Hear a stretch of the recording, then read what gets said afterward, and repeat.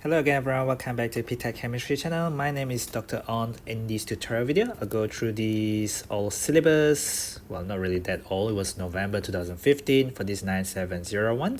Cambridge International A-Level paper 4-3. I think this is paper 4, variant 3. So back then, from 2015 backwards, there was section A and section B. Section B covers some option topics, most of which are no longer relevant in the context of the new syllabus from 2016 onwards.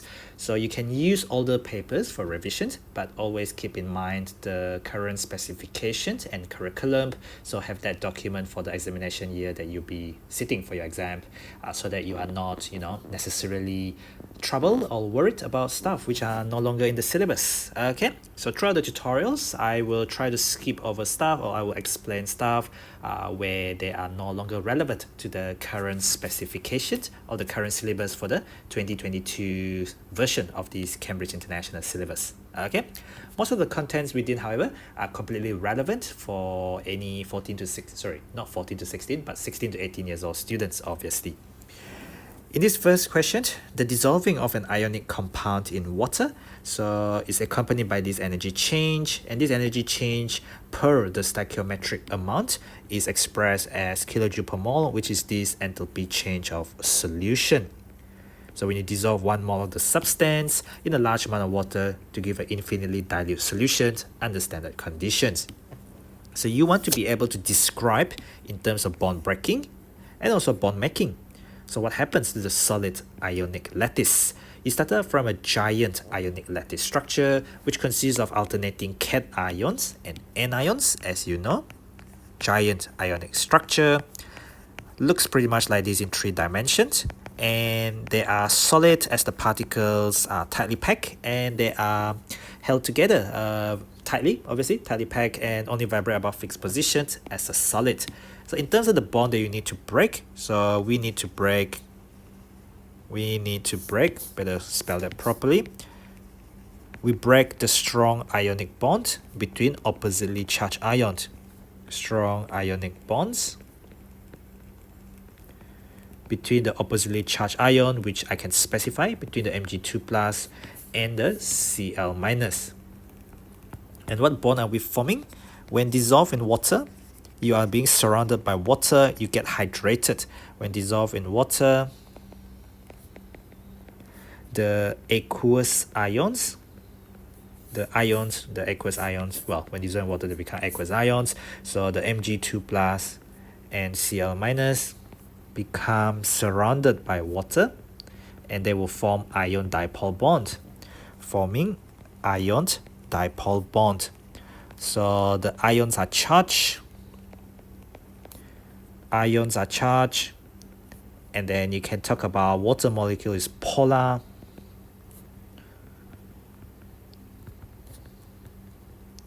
So these bond formations between the cations and the water molecules. So you have Mg2 plus like this, and then surrounding it will be water, but they will be attracted more to the delta minus of water molecule. So there's no specific coordination, as they are just forming ion dipole bond and not forming a complex just yet. So this thing is called ion dipole bond. The formation of ion dipole bond, when you talk about hydration, you go from gaseous ions dissolve in water. So enthalpy of hydration is always exothermic. But we are not doing enthalpy of hydration, we are doing enthalpy of solution. So this is not gaseous, this is just dissolving 1 mole of the substance in water. And we know that not every substance want to dissolve in water. Sometimes you get this to be endothermic, where this thing is going to be not very soluble. And then when sometimes you get it to be exothermic, where it is more feasible for this thing to be soluble if the enthalpy of solution is exothermic. Something the new syllabus obviously is to do with delta G equal to delta H minus T times delta S. We talk about delta G being lesser than 0 for feasible and also spontaneous reaction. Of course, in the older pre-2016 syllabus, you don't see question asking on delta G, because this was not in the syllabus back then, but the new type of questions could combine some sort of questions involving the calculation of delta G as well. So enthalpy of solutions involve the formation of ion dipole bond. It's not just between the cations and water, it's also between the anion and water. You have negative charge, so you'll be attracted to the delta plus of the water molecule. This is also known as ion dipole bond because your anion has a charge. Your water has dipole, but on the opposite end when it's interacting with the Cl minus. So, we have gotten 2 points there. What are we breaking and what we are forming there? Okay. In B part 1, what is meant by enthalpy change of solution? So for that 1 mark, we talked about it already. So it's the enthalpy change when 1 mole of a substance. So it's got nothing to do with gaseous ion because it's not hydration, but it's in kilojoule per mole. So 1 mole of a substance dissolved in a large amount of water. Dissolved in a large amount of water to give infinitely dilute solution or to form infinitely dilute solution. There are different variations of this particular definition actually, but what is very important is to indicate that it is 1 mole of something, and this is in kilojoule per mole. And that is why enthalpy change is not really just energy, it's enthalpy change because there's the stoichiometric amount associated with it. That's why it's important to have this 1 mole of a substance and what happened to it, whether it's formation, combustion, atomization, solution, hydration, is to do with 1 mole of something and what is happening to it. Okay. This next question, we are supposed to find the enthalpy change of hydration of this chloride ion. We first started out with this enthalpy of solution. We were given that particular equation on top just now. When that react with a large amount of water, you're gonna get this infinitely dilute solution. Balancing the equation, you get 2 chloride ion as such. That is your enthalpy of solution there. We have to try and relate that to lattice enthalpy. So lattice enthalpy or lattice energy is defined as the enthalpy change when you form 1 mole. When you form 1 mole of the ionic solid from its gaseous ions. Okay, so this must be the lattice enthalpy. And we'll consider the value in a little bit. And then this thing, the gaseous cation going to aqueous cation, that is the hydration of your Mg2 plus. You're just hydrating 1 mole of these gaseous ions, so it's 1 times the hydration of that. However, the next one, the hydration of the Cl minus, is a bit tricky because when you think about the enthalpy of hydration is for 1 mole of the Cl minus gaseous ion going to 1 mole of the aqueous Cl minus ion. You go from 2 mole of this gaseous ion going to 2 mole of these aqueous ions. You have to multiply this by 2. So I better write this in a different color so that it is very clear that you need to multiply this by 2 because of the definitions for 1 mole of Cl minus ions. So you multiply by 2 because you have 2 mole of gaseous ion going to 2 mole of the aqueous ion. Now Hess law says that, in AS, Hess law says that the enthalpy change of a reaction does not depend on which path you take. So I'm going to take the indirect route, indirect path. So this is the indirect path going via the lattice energy and also the hydration enthalpy. This is a direct path, so going that way, enthalpy of solution is equal to going against the lattice. So this is minus the lattice because the lattice that we define is for the formation of the ionic solid. It's going this way. If we're going opposite, so it's minus the lattice. Its direction really matter.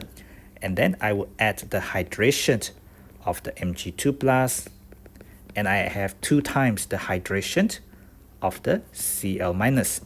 So what do I do with all this information? Well, now that I have gotten the relationship, all I have to do is put in some values. Enthalpy of solution from the question, minus 155, minus the lattice, so it's minus, and then use bracket so that you're not confused between this minus and the minus from the lattice energy as given there. And then plus the hydration of Mg2 plus, so it's minus 1925. Again, use bracket. Very, very important, the use of bracket, sort of primary school mathematics as well as lower secondary mathematics. So what am I going to do now is 2 times the hydration of Cl minus. I'm going to move the other stuff to the other side. So this is minus minus, it become a plus. When I move it to the other side, it become minus 2524. This is a plus multiplied by minus is a minus. When I move it to the other side, it become plus 1925.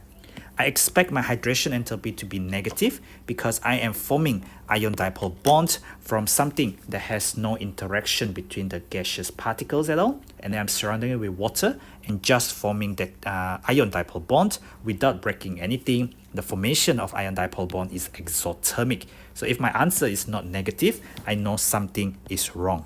Okay, that's the first thing you can think about. The other thing is, this is 2 times that based on the definition, based on the equations. So do not forget that you need to divide that by 2. So just adding all of this up, minus 155, minus 2524, plus 1925, I get minus 754. Writing down working very clearly is very important, and working systematically is part of the skill as a chemist and also in exam. So what you have is a sign, a value, and a unit, and that is what you do for hydration. Well, not just hydration, for calculation of any enthalpy change per se. The next question is about enthalpy change of hydration of Na plus is minus 410 kJ per mole. And they are saying that this hydration enthalpy of Na plus is less exothermic. So you are forming ion dipole bond, so therefore you are forming weaker ion dipole bond. The question is, why is the ion dipole bond weaker? It is between the cation and the water. You are not changing the water, you are changing the cation. So what about Na plus and Mg2 plus is different? Well, we're going to talk about the charges as well as the sizes. That's why there are 2 marks there. So we can say that Na plus has smaller charge, which is +1 overall, compared to Mg2 plus, Mg2 plus +2 charge. What else can we say? We know in AS chemistry that the sizes, we know about sizes. So atomic radii will decrease from sodium to chlorine like that. And these are all straight from AS chemistry. The Na plus going to Al3 plus decreases in size like that. So we know that the Mg2 plus is actually smaller in size than Na plus. And then obviously the anion there, P3 minus and Cl minus, just to complete the story, straight from AS, atomic and ionic radii. So what do we know there? We know that Mg2 plus, well actually, maybe I should start off with Na plus. It doesn't matter as long as you get the correct trend. So Na plus is bigger in size than Mg2 plus. So overall, what we can say is about the charge density. So charge density is part of that idea in the group 2 chemistry when you talk about thermal stability as well as solubility kind of assay. So the charge density of Na plus is smaller than that. That refers to the charge density of Mg2 plus. Therefore, Na plus forms weaker ion dipole bond with water molecule compared to Mg2 plus there. Now this last question is a 4 marks solubility essay. So you will no longer be given this Roman numeral. Instead, the new type of question will give you as group 2 sulfate like this. So first of all, what is the trend? Describe and explain. We know that group 2 sulfates become less soluble down group 2. So the way I think about it is, I know about barium sulfate. So barium sulfate is something that you would have precipitated out as a test for sulfate in practical. If you have done practical before, there is. So there's barium sulfate, which is a white PPT. Now magnesium sulfate is not like the most soluble thing in the world, but magnesium sulfate is just very slightly soluble in water. Okay, so actually calcium sulfate is used as a hardening agent when they make tofu. If you have eaten tofu before, they make it with a little bit of something called gypsum powder, GYPSUM. That is to do with calcium sulfate. So magnesium sulfate is actually not that bad. It's actually slightly soluble in water compared to these really insoluble stuff in water. So having said that, we know the solubility will decrease down group 2. Well, how do we explain this? Down group 2, your essay actually begins like this, yeah?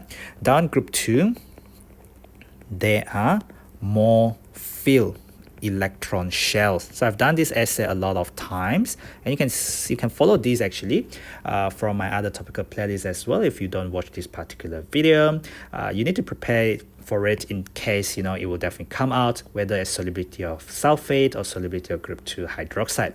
So down group 2, there are more filled electron shells, so size of cation will increase. Size of cation M2 plus, because all the group 2 ions when they form sulfate will be M2 plus, increases because there are more shells, so it gets bigger in size, but the charge remains the same, but charge remains plus 2.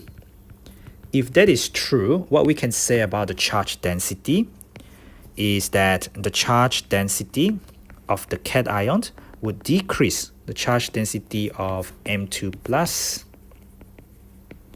decreases, and if that does decrease, we can expect the lattice enthalpy, the strength of your ionic bond, the ionic solid that you're forming would have weaker ionic bond, so the lattice enthalpy will become less exothermic.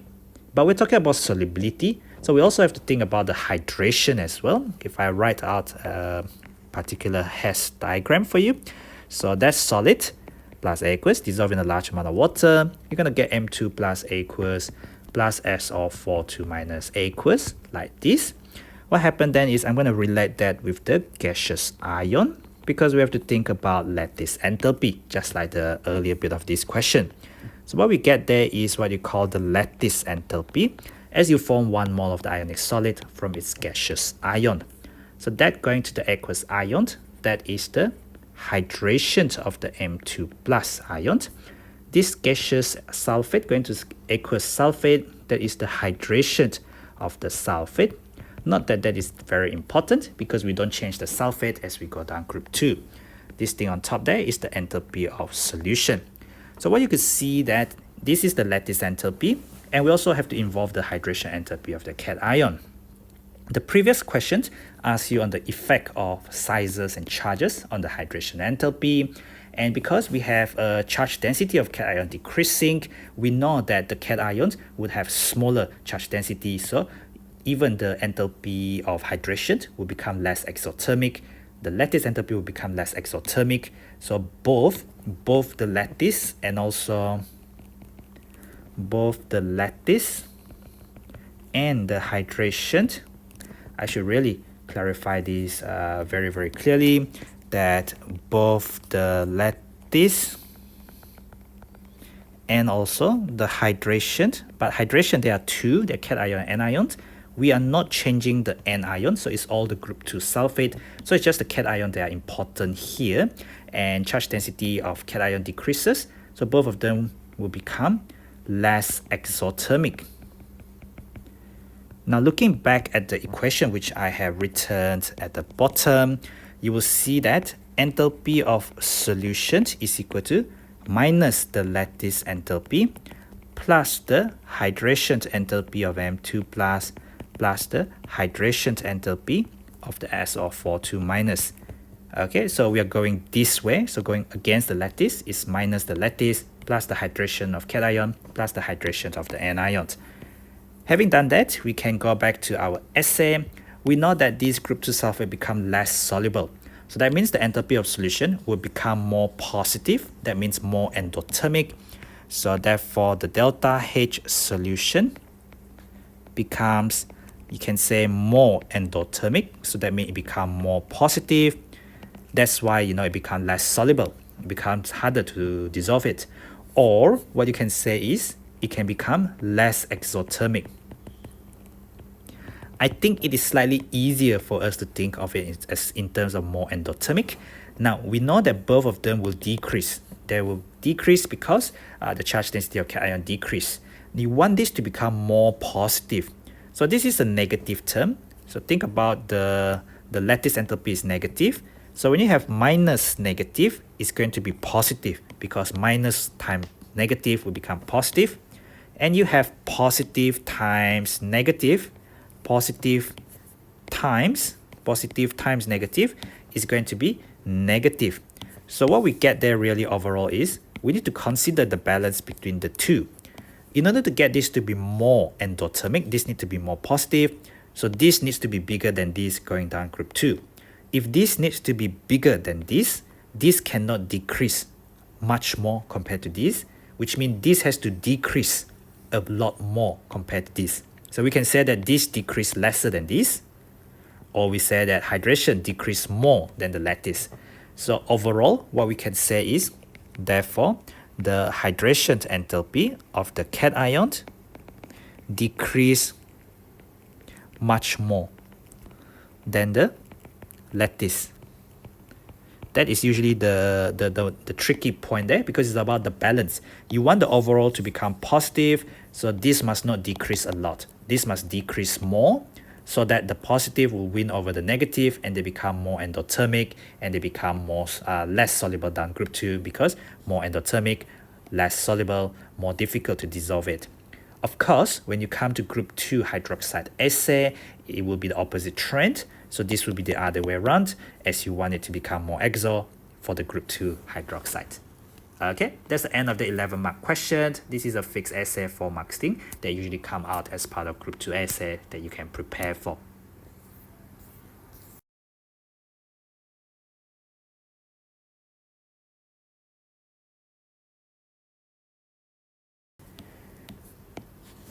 In this second question, we have cobalt chemistry. So complete the electronic structure for a cobalt atom. So we know that there's 1s2, 2s2, 2p6, 3s2, 3p6, 4s2, 3d7. So it's the 7th element in the D block. And when you have +3 oxidation number, you lose from the 4s first. So you lose the first 2 electrons from the 4s, and the next one, because you have to lose 3 electrons, so the next one is removed from there. You just get 4s0 and 3d6. So it's still 3s2, 3p6, but now you will get 3d6. Remove the first, remove the second, remove the third. In an aqueous solution of cobalt 2 sulfate, the cobalt forms complex ions. So what you get is cobalt 2 plus aqueous. This complex ions is cobalt 2 plus, surrounded by 6 water molecule. This is a pink solution as part of the CAS study. You must know all the color changes. The definition of a complex ion. So you define a complex ions as a molecule or ions. In this case, obviously it's an ion, but there sometimes you get a complex which is a molecule. So it is an ion in this case that have ligands, and ligands have their own definitions, obviously. So what does the ligand do in this case? Like this water here, these are ligands, water molecules ligands. They have lone pairs that will form lone pair of electrons that form, actually I have too many that in my answer, that have lone pair, that have ligands with lone pairs. I guess that is probably better, and avoid the overuse of that word that, with lone pairs of electrons forming dative covalent bond. If you don't like the word dative covalent bond, you can use the word coordinate bonds, and this is to the metal center, which could be atom or ion, obviously. State 2 chemical properties of cobalt other than, so you cannot say they form complexes that are not shown by a typical S block element. They want chemical, so we cannot talk about physical. Be very careful. Chemical properties. If they ask for physical properties, then we can talk about some other stuff, but chemical properties, so 2 chemical properties, transition metals complexes can be good catalysts. Transition metal complexes make good catalysts. Well, they want cobalt actually, so cobalt forms cobalt and its complexes, cobalt and its compounds have catalytic properties. In fact, you can see the bottom bit of this question. They say blah blah blah, and then they say, well, actually this is not about catalytic property. I thought I was correct, but anyway, never mind. They do have catalytic properties as transition elements. The second one, chemical properties, is to do with oxidation number. So cobalt can have more than 1 oxidation number. That's what they say, variable oxidation states or oxidation number. Whereas the S block metal, if you are group 1 metal, your oxidation number is kind of limited to +1. If you are group 2 element, then your oxidation number in your compound is limited to +2. So in this next part of the question, we have cobalt-2 ions. Some of its chemical properties is similar. Only the chemical properties are similar, not the color. Not the color. So they have their own individual color that you need to know. But here the question is asking you for the formula as well as the type of reaction. They are not asking for the color of the complex. So think about it, yeah? This is cobalt-2 plus aqueous. So that means it is cobalt with 6 water surrounding the cobalt-2 plus center. With an excess of NH3, we know that unlike the copper-2, which have only incomplete substitution with the ammonia, where you only get 4 ammonia jumping onto the complex and you still have 2 more water.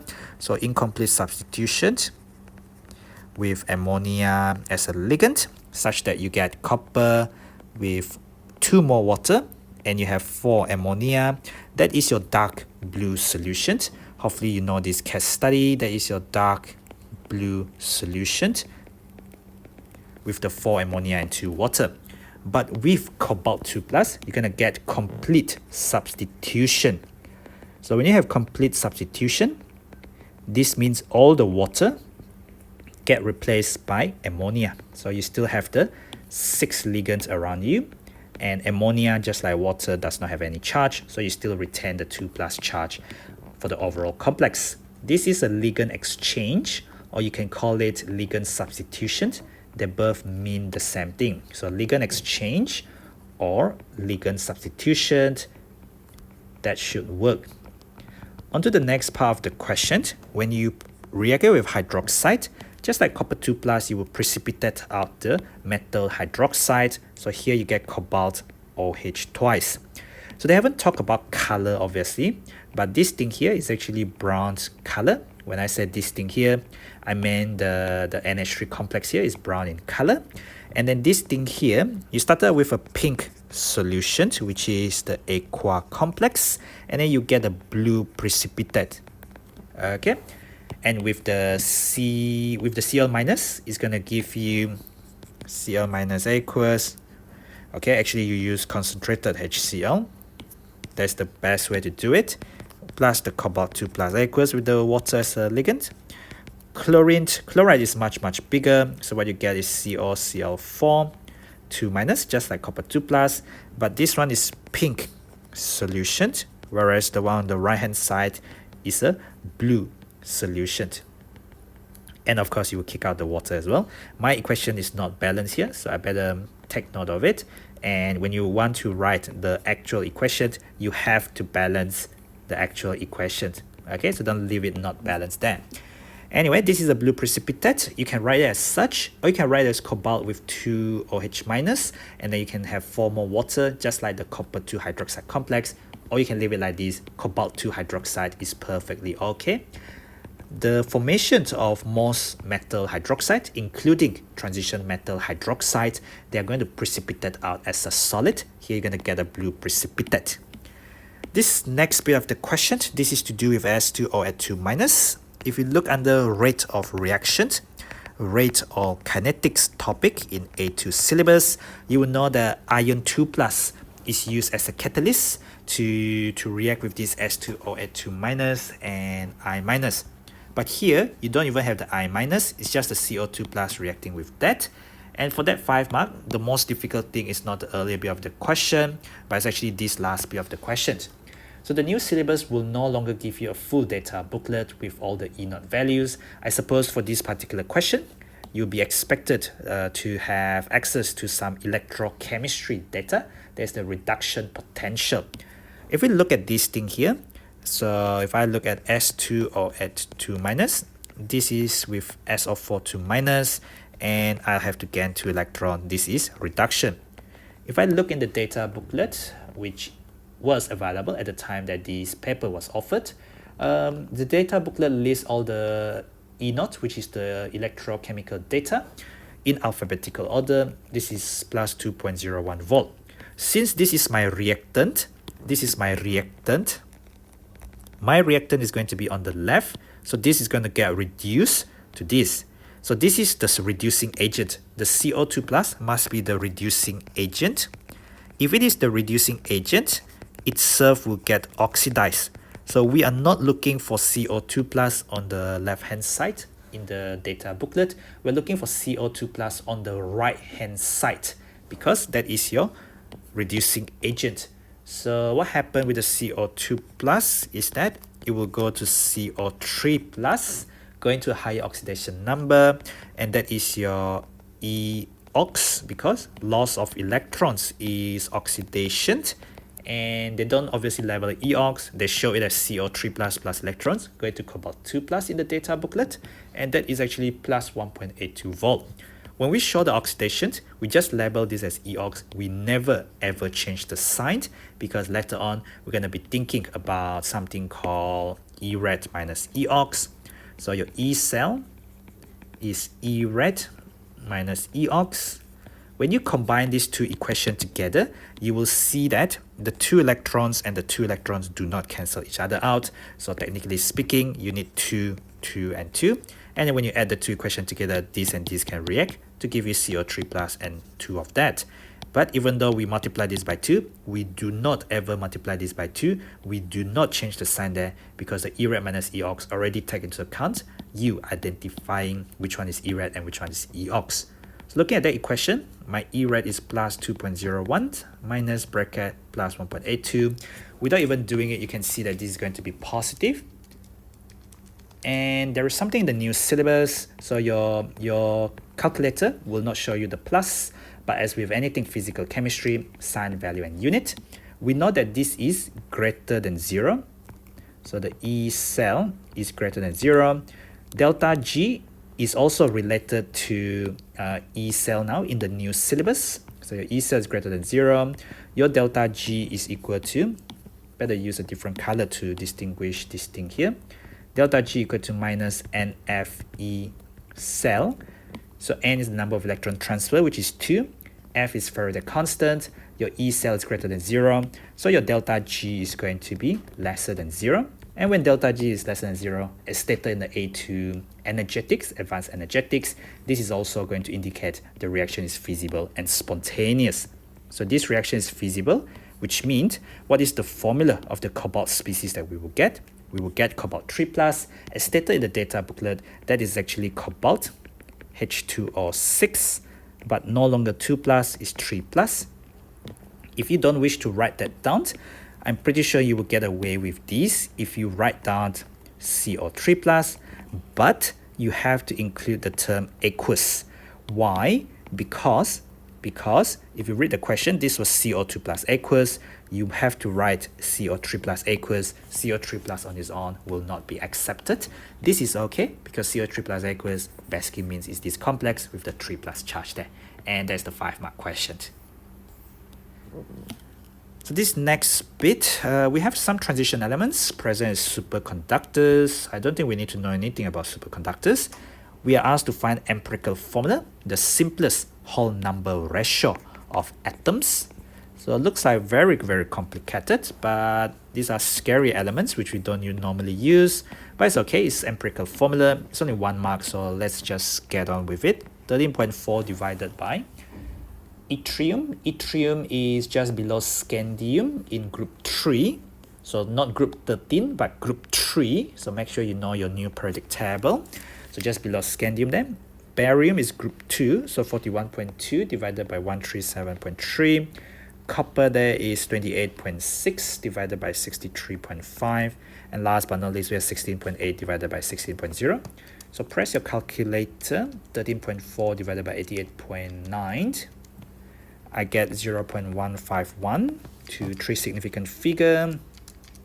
So of course these are 1 mark questions, so I should really speed up and try to get it done and over with. But of course, no matter how much we speed up, we have to try to maintain a certain standard of our handwriting as well as our clarity of our work. So that was just mole concept, and then we have to divide by the simplest ratio. So that was mole. So now it's the simplest ratio. So the smallest number is 0.151 divided by 0.151, which is 1. 0.300 divided by 0.151 roughly give you 2. 0.450 divided by 0.151 roughly give you 3. 1.05 divided by 0.151, that roughly give me 6.95, which is 7. Show that. So again, Y be a 2, CU 3, or 7 shown. Shouldn't put a tick on it. It's probably the examiner job to put a tick on the answer. Now we have to calculate an average oxidation number of this copper in Q. So what do we have? We have Y, Ba2, Cu3, or 7. So looking at that, the yttrium is +3, and you have 1 of it. You have 2 of the barium, barium being a group 2, exclusively +2 in compound. You have 3 copper, so you know, there are 3 copper, and our job is to find the oxidation number of the copper, and there are 7 oxygen, and we have 0 because the overall compound has no charge, no overall charge. Okay, so 3 copper equal to, what do we have here? Actually, what do we have here?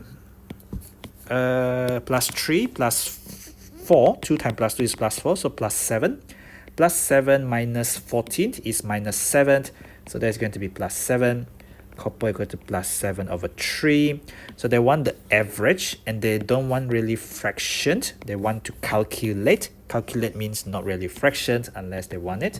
So I'm just going to express this as a decimal place. So this is +2.33. I don't know if that will be right, but it's 1 mark, so I probably get away with it, or I might not. But I have my exact fraction here, just in case the examiner don't really accept this answer. They can have a look at that. But what is required, however, is this signed, because oxidation number must have sign, as you could see, plus and minus, because these are not 0. What do they want? I don't know what do they want actually. Oh, I think I get the idea now. I think they want this one to be here, because they say the average oxidation number of copper. So what they want is really this one here. So the average oxidation number of copper there. So that is just your average oxidation number of copper.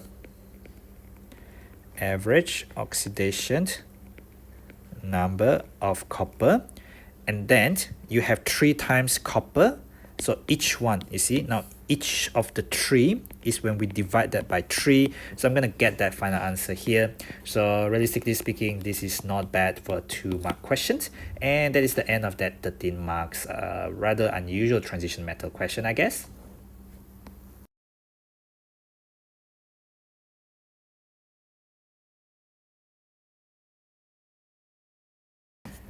Question number 3 started out as an electrochemistry kind of question. We need to complete and we need to label. Even when the question doesn't say label, you've got to label. And these are under standard conditions, so make sure you write down the standard conditions at some point. This is standard cell potential. Cell potential. So no standard hydrogen electrode, because the cell here is between chlorine and chloride. So that is your non-metal. Non-metal. And that is your non-metal ion. If you have non-metal and non-metal ions, they cannot conduct, which is why they provide us this thing here. This is platinum electrode, which means this must be the chlorine gas. Chlorine is a gas at room temperature and pressure. This is 1 atm pressure, because gas have pressure. And I can just write down this as 298 Kelvin or 25 degrees Celsius for the standard conditions there. Of course, I also have my solution, which is 1.00 mole per dm cube, Cl minus aqueous. Okay. Now I've got to draw the other side. This is going to be the metal. Actually, this is metal ion. This is metal ion and metal ion. So I don't have the metal as the electrode. Instead, I would have platinum electrode as well. I need an inert electrode because this electrolyte here is going to be equimolar. So equimolar, Fe2 plus aqueous. Actually, I forgot the 1.00 mole per dm cube. 1.00 mole per dm cube iron 2 plus. and also 1.00 mole per dm cube iron 3 plus aqueous. And we want to calculate standard cell potential, so we need a voltmeter. A voltmeter will measure the potential difference, but our circuit is not complete, so I need to draw a salt bridge in order to complete the circuit there. So what do I have? I have my electrolyte here, which consists of equimolar mixture of these metal ion and metal ion. Already specified the standard condition concentration there. I already specified the other standard conditions, and this is a chlorine gas and the chloride solutions. As this is a non-metal and non-metal ion system, we also need a platinum electrode there. The salt bridge complete the circuit, and my diagram should be alright for that easy 4 marks there. Now use the data booklet. Again, in the new syllabus, in the new 2022 specifications, the data booklet is no longer a separate booklet. It is now inside the question paper itself, where you'll be given the data. So by looking at this, you have to choose carefully. This is iron 2 going to iron 3. So that is your oxidation. So you will see in the data booklet or whatever data you're provided, you have to choose the one that looks like this, iron 3 going to iron 2. Because reduction potential is always shown as reduction. So electrode potential is reduction potential. Reduction potential always show reduction. So I'm on the data booklet. Iron 3 plus going to iron 2 plus is plus 0.77 volt. We know that it's not the iron 3 plus that we started reacting with, it's the iron 2 plus. So we know that this is our EOX. We don't change the sign because it's already included in the working, in the formula that I'm going to show you in a little bit. And the other equation will be the Cl2 plus 2 electrons going to 2 Cl minus. That thing in the data booklet shows me as plus 1.36 volt, and that is my E red. So what I'm going to do now is I'm going to copy paste that onto this thing here. So obviously, you know, with the data booklet, you don't really have to write anything. I'm just showing you because I don't have the data booklet shown in front. I just have my data booklet on the screen. So my E cell equal to E red minus E ox. And that is equal to plus 1.36 minus bracket plus 0.77. Even though we are showing the oxidation, we already label it. We do not change the sign. It's already included in the formula itself. When you do this on a calculator, your calculator will show you 0.59, and that is not actually correct because you are missing the sign, which has to be, you know, shown as stated in the whole of data booklet. All the electrode potential has plus or negative, except for 0.00 for the standard hydrogen electrode. So this is greater than 0, so this reaction is feasible and spontaneous there. Okay. Now what color change? Color change. So not just what you will see at the end. It means from what to what. When you bubble chlorine gas into this solution that contains iron 2 plus until the reaction is complete. This is iron 2 plus aqueous. This is not iron 2 hydroxide. This is a green precipitate. This is a pale green solution. So the pale green solution, which coincidentally is also the color of chlorine gas in solution. So, you know, the color can kind of overlap due to the chlorine gas, which is pale green, or also due to the iron 2 plus, which is actually slightly darker pale green than this chlorine gas, depending on their concentration, of course. So what that turns into is, it would turn into the iron 3 plus. So this thing is colorless, but the iron 3 plus is iron 3 plus surrounded by 6 water. So it is not the precipitate, but it's kind of like a orange brown solution. So it's got a slightly darker kind of color. So yellow orange kind of solution. So previously it was kind of green kind of ish solution, whereas now it's more orange yellow or more of like a red orange kind of solution. But what it is not, do not get confused with iron 3 hydroxide versus Fe3 plus aqueous. This is one thing that a lot of students get confused about. On top is when you have alkaline environment, you only have water, you don't have alkaline environment here. Now the next bit is to do with Le Chatelier principle as stated in AS Chemistry under equilibrium. So Le Chatelier principle states that for a system in equilibrium, if you introduce a change to a system in equilibrium, that system or that equilibrium will try to oppose the change, counteract, go against the change so that you go back to equilibrium. Now predict the effect, if any, and then explain your answer. What is the effect of decreasing the concentration of Cl- on the cell potential? Okay, let's have a look at the overall equation. The overall equation looks like this, but it's actually in equilibrium. That's why these are called redox equilibrium. So I'm just going to write this down as an equilibrium, and then we will try and consider it at the bottom when we see the equations.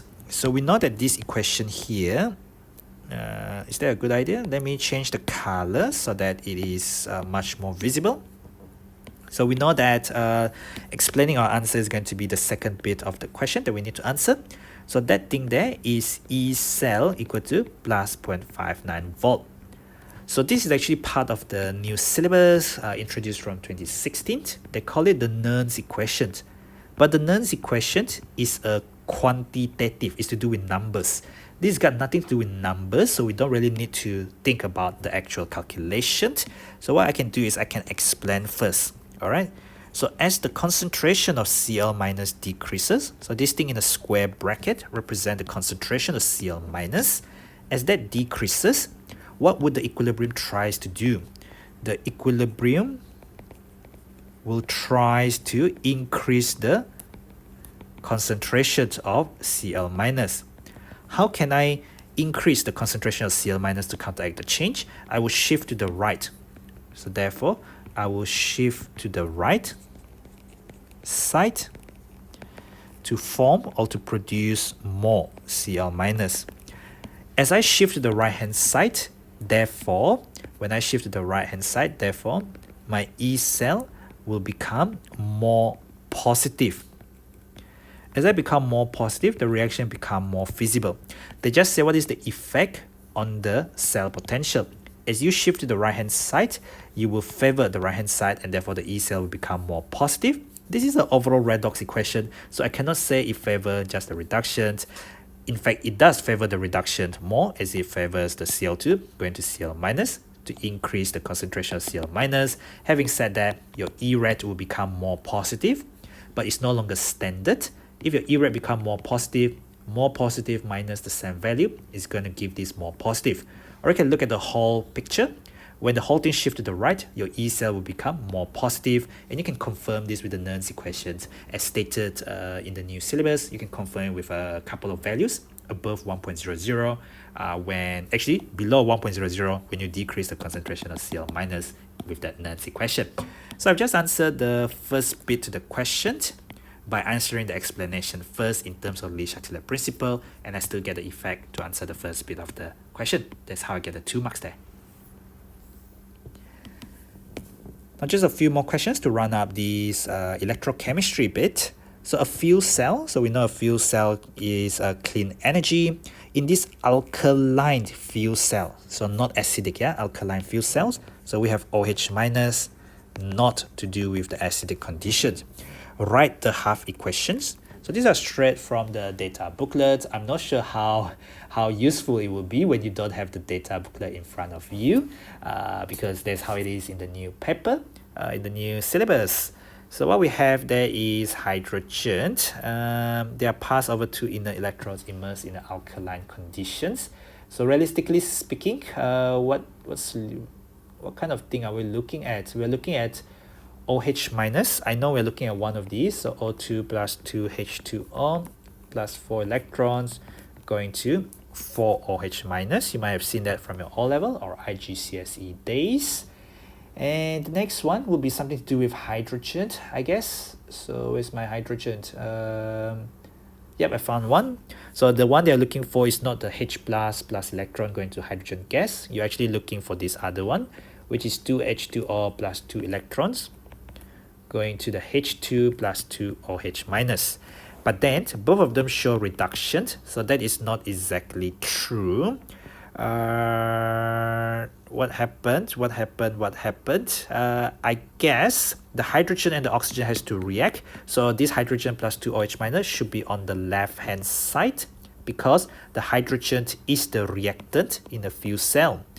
So that means you will get that, and that is actually your oxidation, loss of electrons.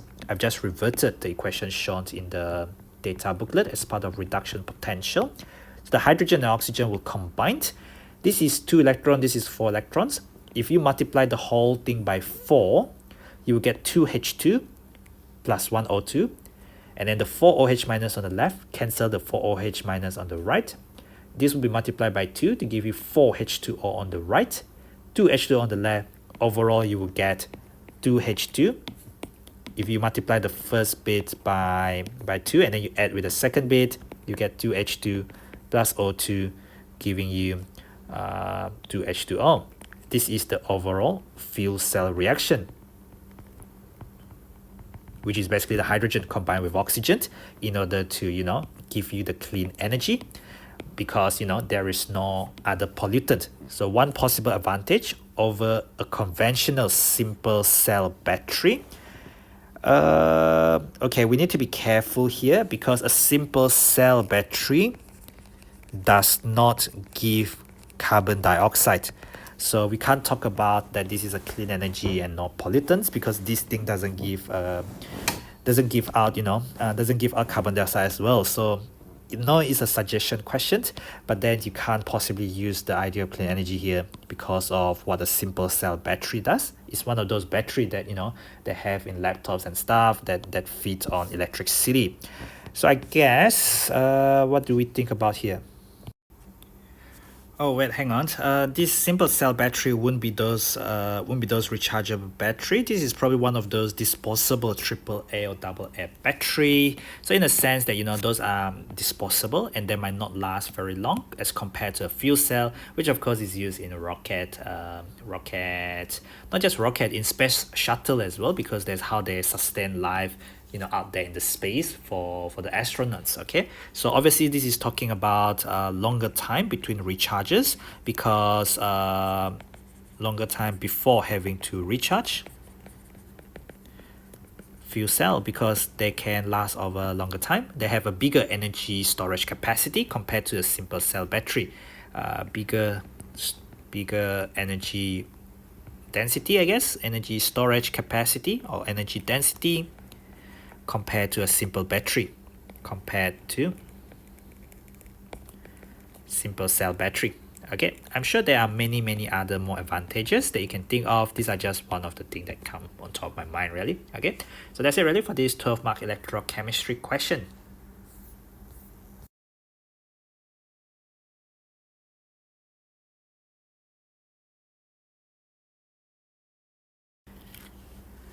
In this next question, number 4, this is actually part of the old syllabus, the pre-2016. So this one is actually group 14 chemistry now, but it was already taken out from the syllabus specifically. However, the concept itself is still relevant in the context of structure and bonding. So when we have tin and lead, we know that they are more metallic, so they become more metallic character. And as they become more metallic, they become less covalent character. But carbon and silicon, they are giant covalent structures, so they have very strong covalent bonds, many strong covalent bonds to be broken. If you compare carbon and silicon, so we said that the covalent bonds get longer. Longer covalent bond means weaker covalent bond. So we can expect that the melting point of graphite and diamond to be larger than the melting point of silicon. Alright, so you're no longer given bond energy, obviously, in the data booklet, so we need to be careful. So it could be like this. And then when we go to tin is metal, so I don't want to think too much on this. But as they become more metallic, so I could be wrong here, I've forgotten most about this actually. So if that is more metallic and the metallic character increases, it should go up a little bit. as the metallic bond gets a bit stronger. Not really, hang on, the metallic bond doesn't get any stronger because the cation that you get is going to become a bit bigger in size, and therefore the charge density is a bit lower, considering that they will probably form like tin 2, lead 2, tin 4, and lead 4. Okay, so just in terms of the structure and bonding, in general, you have to break strong covalent bond, but then there's only one mark for it. So I already talked about carbon-carbon covalent bond is longer. Nope, that is shorter actually. Shorter covalent bond than silicon, and therefore carbon-carbon breaking carbon-carbon bond needs more energy. And then we are talking about giant covalent structure, which required breaking many strong covalent bonds in order to melt them for carbon and silicon. Germanium is one of those things that come in between. I have really forgotten about the structure of germanium actually, but what I know about tin and lead is that they are metallic. They are going to be less covalent character. In terms of metallic bonds, the metallic bond will get weaker from tin to lead, even though they become more metallic. But you can imagine that in terms of the strength of metallic bond, this is bigger in size for the cation than this, as there are more shells. So PB has weaker metallic bond than SN. So I don't think this one is relevant to your new syllabus anymore, so not really relevant to the 2022 syllabus, but back then it was a big topic on its own, and I chose to still go through this question because the rest of this question actually has something that are related to the current syllabus, as they are periodicity stuff from the AS chemistry. Okay, what else can I say? So what is meant by the term amphoteric? Amphoteric oxide means that they can react with both acid and bases to form salt and water. So amphoteric oxides react with both acids and bases, so to form salts. And of course, they want you to construct an equation. So what happened with SnO2 reacting with NaOH? Let me think. I haven't done this for some time. So, usually these days we don't do SnO2, we do Al2O3. Let me think here. How about if you get Na plus and then you get SnOH twice? Maybe? Nope, that doesn't work. I have forgotten about my tin chemistry. I can't do this at all. Okay. However, the old AS, I guess, even the current AS syllabus will have asked you on Al2O3 and NaOH. So instead of doing this, what I thought would be quite nice is for me to actually show and recap a little bit of AS syllabus. So I'm going to skip that original question. I'm going to skip the original questions. I'm going to write two equations that are relevant to the AS chemistry. Of course, it's not what the question is asking, but it gives you the idea, the gist of amphoteric oxide. When they react with an acid such as HCl, that will give you the AlCO3 and H2O. Of course, we cannot write any equation which are not balanced, so 2 of that, and then 6 of that, and 3 of that. As for the second equations, there are more than one way of doing this, but this is the usual equation I write. I know that these two will react together, and I will get, first of all, aluminium hydroxide. Aluminium hydroxide dissolve in excess, so this is a white precipitate that dissolve in excess NaOH, and you will get 4 hydroxide ions surrounding the Al3+. Now you get a minus charge like that, and that counter cation is your, oops, I don't mean to do that, your counter cation is your Na+. Having shown this complex, I have 2 aluminium there, so I must have 2 of this whole thing there, and then I will have 2 NaOH. Having done that, you will see that I have 8 hydrogen and 8 oxygen. I don't have enough hydrogen and oxygen on the left, so instead of adding water on the right, this equation has to be balanced with water on the left. So this thing here will be adding water just to balance the equation. 3 oxygen plus 2 oxygen is 5 oxygen. You need add oxygen there, so you need 3 more oxygen, and 6 hydrogen there from 3 times 2 plus 2 hydrogen, there's 8 hydrogen, so there's 8 hydrogen there. These are usually 2 marks from AS chemistry. Write equations to show how Al2O3 acts as amphoteric oxide. I have deleted this because I've forgotten how SnO2 reacts with NaOH. That was all syllabus, I think pre-2015, and I haven't taught that syllabus for a very long time. But this one is related to A2 electrochemistry. They did say quote information from the data booklet, and that is because they can give you the data in the question. Now this is a reaction between this oxidizing agent, and you are trying to use this chromium plus 6, which is orange in color, to oxidize this Sn2 plus. So if we have the correct equation from the data booklet, this is the one with 14H plus and 6 electrons, I think. And then this one will go to, let me just see the data booklet, they will go to Cr3 plus, should be 2 of that Cr3 plus, let me see this, Cr2O7, yep, 2 of that Cr3 plus 7H2O.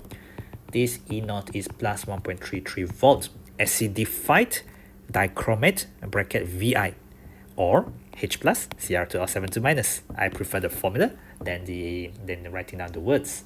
So the Sn2 plus will be oxidized. So if we look at Sn2 plus getting oxidized, we will have Sn2 plus on the left, and it will go to higher oxidation number, which is be Sn4 plus 2 electrons. The one you see in the data booklet would show it as reduction, because every electrode potential would show reduction potential. I've just reversed them, but we do not change the value of the E naught. You write it down as you see it, as per the reduction potential. So Sn4 plus getting reduced to Sn2 plus is plus 0.15 volt. I have written it as this oxidation form. So now automatically this one on top become your E-red, and this one is your E-ox. They are not asking us for the overall equation, so I can get straight to the point. E cell is E-red minus E-ox, electrochemistry, so plus 1.33 volt minus bracket. Always use bracket to avoid making any mistake. 1.33 minus 0.15. Your calculator doesn't show you the plus, but you must have the sign, the value, and the unit. And this is greater than 0. This is feasible and spontaneous. If this is part of the new syllabus, you need to relate this E naught, E cell greater than 0 as delta G equal to minus NF E cell. If E cell is greater than 0, we know that N is the number of electron transferred, which in this case will be 6 electrons. As you do lowest common multiple, you multiply this equation by 3 and transfer 6 electrons altogether. F is a positive constant. Negative times positive will give you negative. So delta G will be negative, and therefore feasible and spontaneous. So that is actually what, how you relate the E cell to delta G as per the 2022 new syllabus. Or you can just stop here with E cell greater than 0, therefore feasible and spontaneous there. Now construct an equation for this reaction. Now they do want you to construct equations. So like I said, this one is plus 2 electrons. If you multiply this whole thing by 3, you're going to get 3, 3, and 6. So we will have 3 Sn2 plus, 3 Sn2 plus, reacting with that Cr2O7 2 minus, which I can just copy down the whole thing, plus 14H plus, plus 14H plus. Cancel out the electrons, I will get 3 Sn4 plus, and then I'll get 2 Cr3 plus, and I'll get 7H2O as the 6 electron, and the 6 electron cancel out, and I got 3 and 3 of that, and this whole thing just carry through in the full balance equation. We know that these are the important color changes, as these are the ones that carry the transition metal ions when the dichromate 6 acidified acts as oxidizing agent. So we see a color change. We see color of solution changes from orange to green. Changes from orange, which is the dichromate 6, chromium plus 6, to green, which is the chromium plus 3 in this chromium 3 plus aqueous solution. So it's not a precipitate, it's a solution there. In this next question, this is just about disproportionation reaction. Describe using this reaction as an example. So I'm just going to write a question. germanium 2 oxide, so germanium plus 2, oxygen minus 2, so it's just GeO. Disproportionate, so now you have germanium plus 4 and oxygen minus 2. You need 2 of that in order to balance out the oxidation number and think about the valency. And this will give you germanium, so 2 of that. So this is the overall equation. What we can see here is germanium plus 2 going to germanium plus 4 and germanium 0. So that thing there is oxidation, but the same species, which is germanium oxide, germanium 2 oxide, sorry, also get reduced. So what is meant by disproportionation? So disproportionation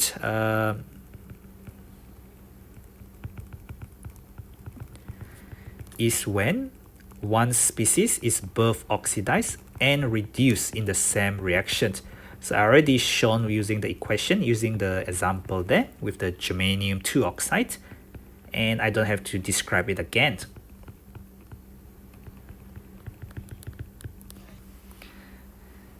Now some of the reactions of cyanogen, so you have N triple bond C and then C triple bond N, and they do want you to draw the dot and cross there. So we know the C triple bond N, carbon form 4 covalent bonds, 1, 2, 3, 4.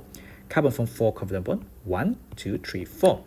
We know that this is a linear geometry, so linear 180 degree, as that is 1 sigma and 2 pi, and you have 1 sigma and 1 sigma, so 2 bond pairs and 0 lone pair, and that will repel equally to give you linear geometry. Now what do we have here? There are similar reactions to chlorine chemistry. This is with coal aqueous sodium hydroxide. So we know that if we have chlorine plus NaOH, we will get NaCl and NaClO, because in coal conditions, you don't go higher than chlorine plus 1. And what is your other product? It will be water.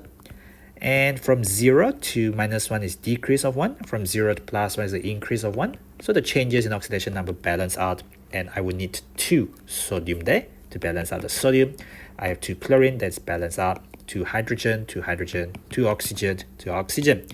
Now replace the chlorine with Cn. Replace Cl with Cn.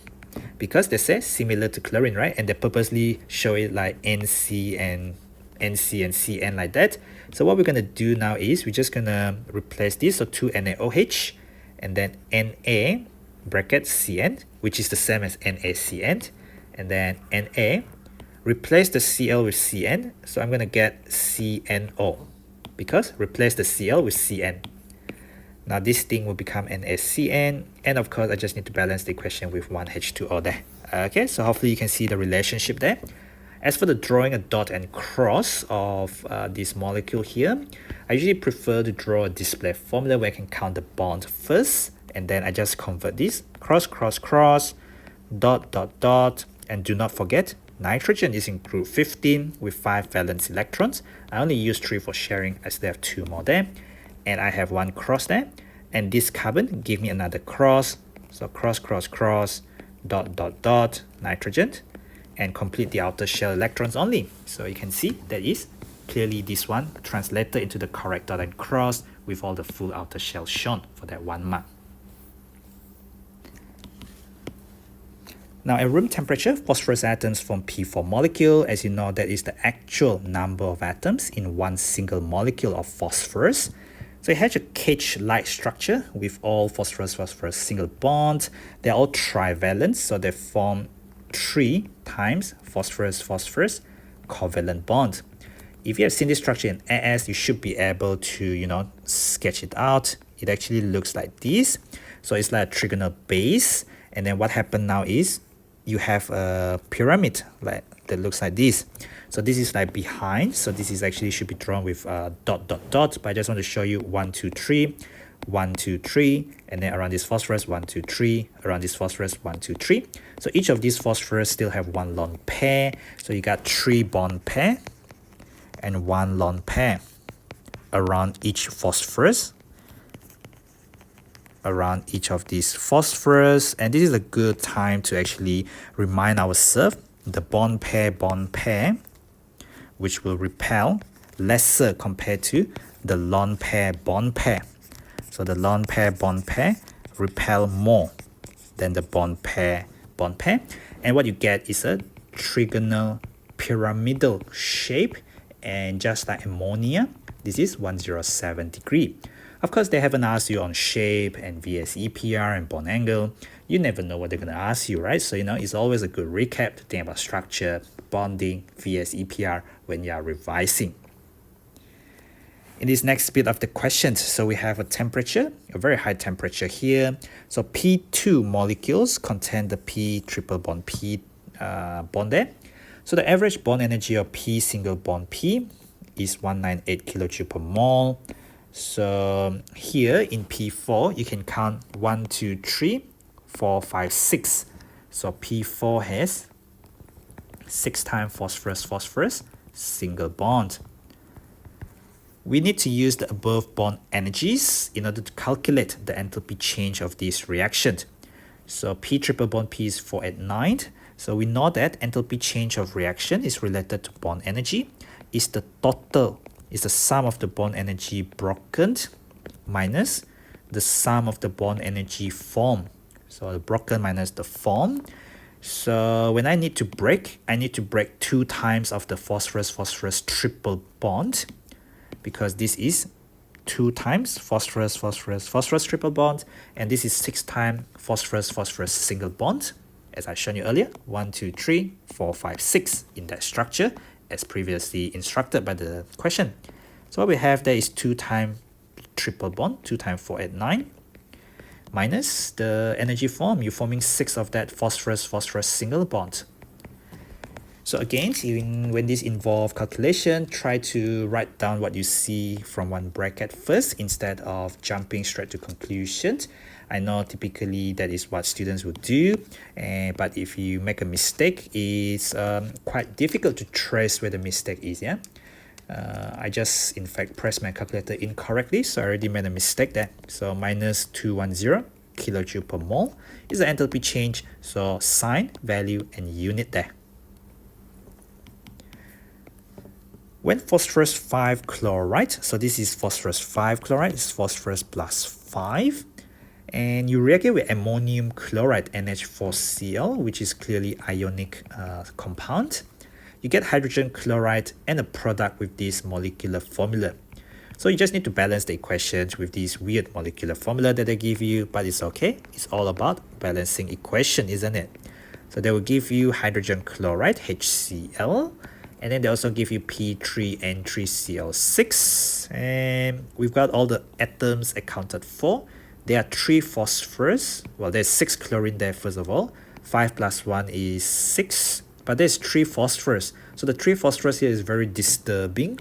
I'm gonna balance it with 3 phosphorus first of all, and now I have 15 chlorine plus 1 chlorine, which is 16 chlorine.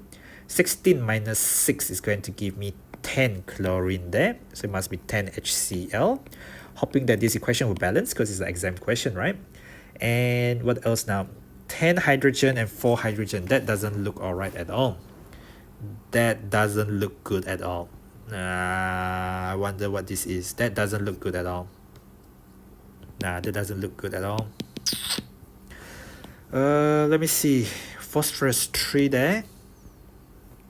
We want to get the lowest number possible, right? Nitrogen, there are 3. I wonder what else can we get. They say only hydrogen chloride is released and a product with this molecular formula P3N3Cl6. Well, now I have a lot of hydrogen, a lot of chlorine, so 12 hydrogen. So I must get 12 HCl. 12 chlorine plus 6 chlorine is 18 chlorine. 5 times 3 is 15 plus 3 is 18. So my equation is balanced now. This must be balanced. Okay. Now P3N3Cl6 has a cyclic structure like a ring, alternating phosphorus and nitrogen. So it's like phosphorus, nitrogen. All the nitrogen atoms are trivalent, so 3 covalent bonds. And all phosphorus atoms are pentavalent, so 5 times covalent bond. Suggest a structure, so P and So let me just draw 6-membered ring first, because they have 6 atoms there, 3 and 3, forming a ring. Like that. And then what we know is phosphorus form 5 covalent bonds. So chlorine, chlorine, chlorine, chlorine, chlorine, chlorine. And we know that the nitrogen form 3 covalent bonds because they say trivalent. So we must have nitrogen forming 3 bonds like this. And I think I got all my chlorine accounted for. Nope, I haven't got all my chlorine accounted for. In fact, I only have 6 chlorine. I think I have too many chlorine on my phosphorus. That doesn't look alright. So it's just, it looks like benzene, except that instead of hydrogen, I've got chlorine. Instead of phosphorus and nitrogen, instead of the usual carbon. What else? The nitrogen form 3 covalent bond. They are trivalent. So what happened then is the phosphorus atoms are pentavalent. This doesn't look good at all. I wonder, all the nitrogen atoms are trivalent. Okay, how about if the chlorine is not on the nitrogen? How about if the chlorine is on the phosphorus, as I thought it would be at the beginning? Because we are really short of that 5 bonds on the phosphorus thing, which is very worrying. So now all the chlorine are accounted for. I guess now we really have a cyclic structure where we must have like a double bond of some sort. If I just now add a double bond, if I add a double bond there, the phosphorus will be 1, 2, 3, 4, 5. The nitrogen will be 1, 2, 3. And then I have another double bond there. And that looks all good. Actually, I think this must be the structure. 1, 2, 3, 4, 5. And then 1, 2, 3, 4, 5. And then around each nitrogen, 1, 2, 3. Around each nitrogen, 1, 2, 3. 1, 2, 3. And this is possibly the best I can think of in terms of the information given for that 1 mark. We really should be moving on instead of spending 10 minutes on a 1 mark question. Okay, that's the rule of exam, right? Time management. So that's it really for these 15 mark questions.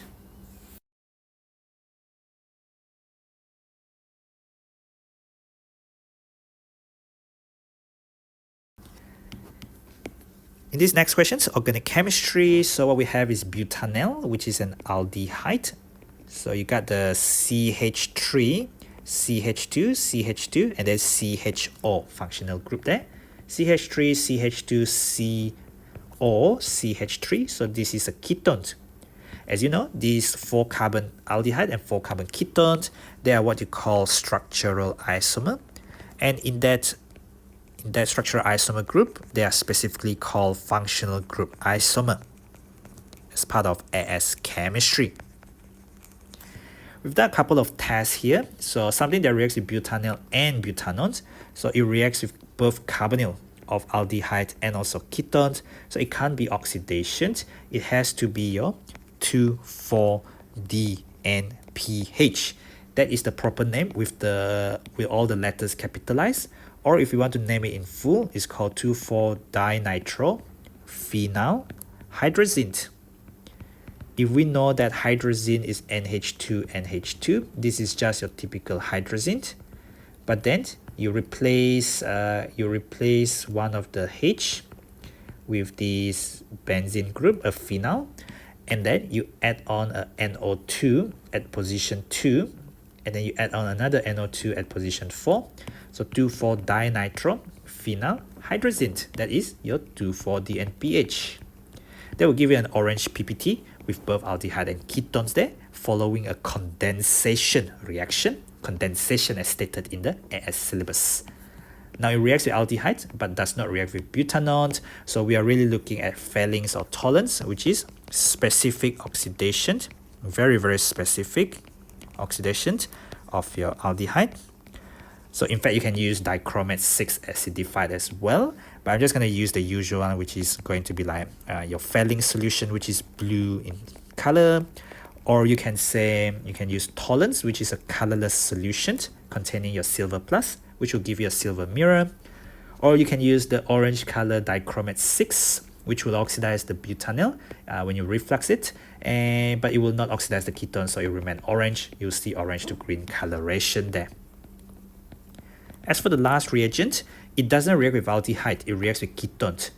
So not many things will react with ketone only without aldehyde, but hopefully you can see the very specific CH3CO. This is called the methyl ketone as stated in the AS syllabus, the iodoform test. The iodoform test will chop away, it will fragment away this CH3 at the end there. It will fragment away as CHI3 triiodomethane, the iodoform test. Okay, so it has to be alkaline.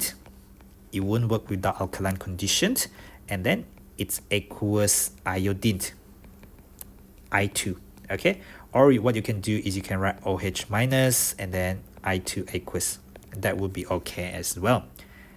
Now when M reacts with butanol, so M is going to be the oxidation of this aldehyde. You want the organic product, you don't want the inorganic product, you don't want the copper 1 oxide, you don't want the silver mirror, you want the organic product when you oxidize the butanol.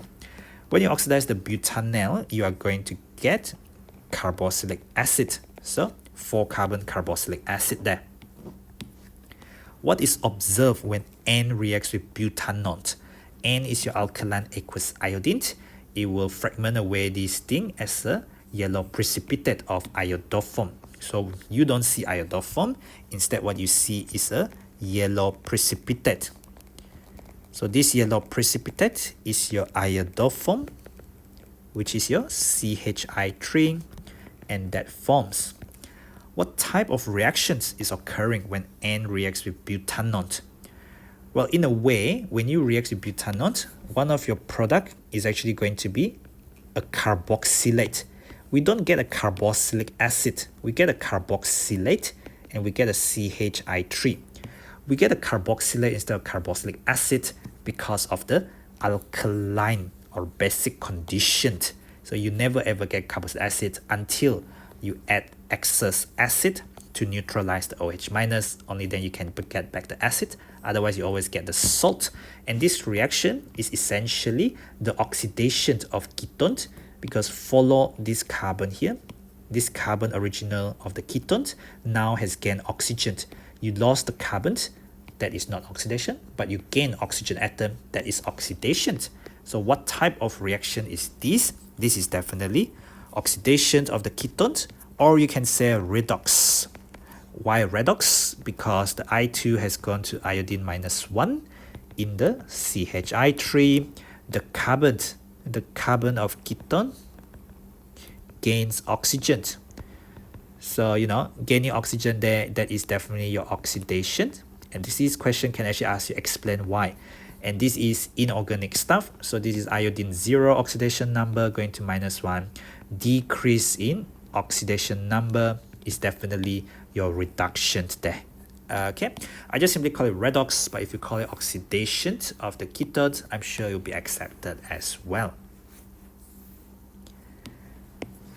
In this next question, we have organolithium. You don't really deal with organolithium as part of organometallic chemistry.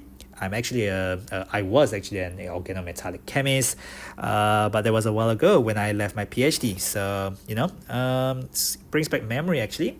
So what you have there is a source of CH3 minus. So you have a lone pair on the carbon there. This will act as a nucleophile. That's what they're saying. It has a lone pair that allow it to act as a nucleophile.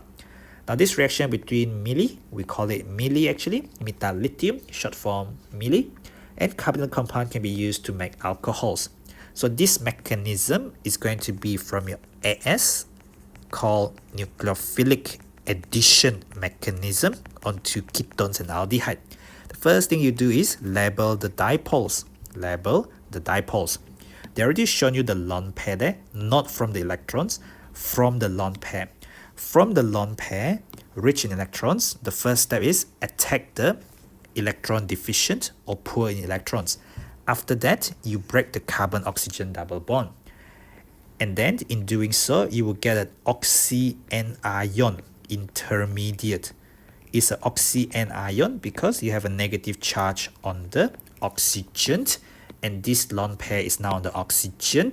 And what happened then is it will protonate. So this is protons with no electrons. So when you add in the H+, the lone pair picks up and donate and form dative, sorry, not dative covalent, it will just pick up and form a normal covalent bond to produce your alcohol there. And this is your oxy anion intermediate, very similar to your AS nucleophilic addition, except that you're not using Cn minus or H minus, you're using a lone pair on the CH3 minus there. Now this very last bit of this question, this is about working backward. If you want to prepare this alcohol, you see, you want to prepare this alcohol, work backward. Work backward. What do we have? Well, we are going to get it from this thing here. So CH3. If I just focus on this O minus, and then I have a H plus like this. Well, not really H plus, but I have a H. Let me see if I can use a different color. I have a black color, a H like this.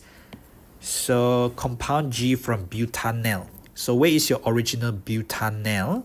Your butanol is going to be oops, that is not the color I wanted. 1, 2, 3, 4. So that is your original butanol. If you think about it, 1, 2, 3, and then 4, like this. So which means, what is your reagent then? I hope you can see that your reagent is going to be this one here. So what you must have is, you must have CH3, C, and then CH3. There is already one hydrogen there, so there is one hydrogen there. There must be a lone pair on this thing here. Previously, you have CH3 like this, because this one was basically this one. But now instead of CH3, you have instead of 3 hydrogen, you have CH3, and a hydrogen. We are just working backward from this aldehyde plus this thing here. You will get addition of these onto the carbon, and then you get O minus that can protonate, pick up a proton to give you the alcohol there. So we're looking at the structure of the organometallic reagent. So I could draw it like this. If you want, you can draw it a bit better, I guess. I don't know how you can draw it better. Probably like this. CH3, CH3, and H. It really does not matter where you put the CH3 and the CH3. It could be there and there, because these are single bond. They can rotate. The molecule can rotate. The ion can rotate. But what is important is show the lone pair and show that it has a negative charge. Just like the original question, show the lone pair, show it has a negative charge. Just working backward for that 1 mark there. Okay, so hopefully that makes sense there. And that's it really for this 10-mark organic question.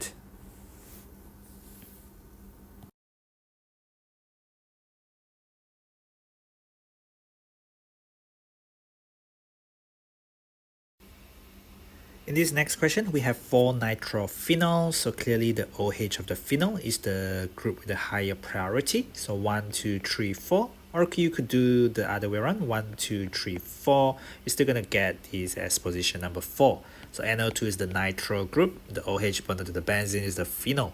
So 4-nitrophenol can react with 3 different reagents. So complete the table. You gotta draw the structures. If I were you, I would go for skeletal formula, but of course they say, draw the structure. So you can draw skeletal or displayed or structural. It's really up to you. But you're in A2 chemistry now. Structures are more complicated. Skeletal is probably the one I would go for. That is the one that I always advise you to go for. It's the fastest, it's the most elegant, and every single A-level student should be able to do skeletal formula easily if you want to do well for organic chemistry. And you also have to identify the non-organic product. This is quite unusual. Usually the question you just say organic product. They don't usually focus on the inorganic. Inorganic means non-organic product, but since the question asks you for that, we're going to do exactly that. The first one is a sodium metal. So what happened with alcohol, including phenol? When it reacts with sodium metal, you will behave just like water. So what happened then is you will get a sodium alkoxide. So you get RO minus, and you get Na plus. So where does this H go to? You will produce a hydrogen gas. This is just writing a general equation. Of course, then you have to balance your equation. One OH group will give you, basically one hydroxyl group will give you half mole of H2 molecule. And you will see that this is a redox reaction, as that is sodium 0 going to sodium plus 1 there. And of course, if you can find the oxidation, there is an increase in oxidation number, you should be able to see the reduction as well. Hydrogen plus 1 going to hydrogen 0 in the element. So that is your reduction, oxidation and reduction in the same reaction.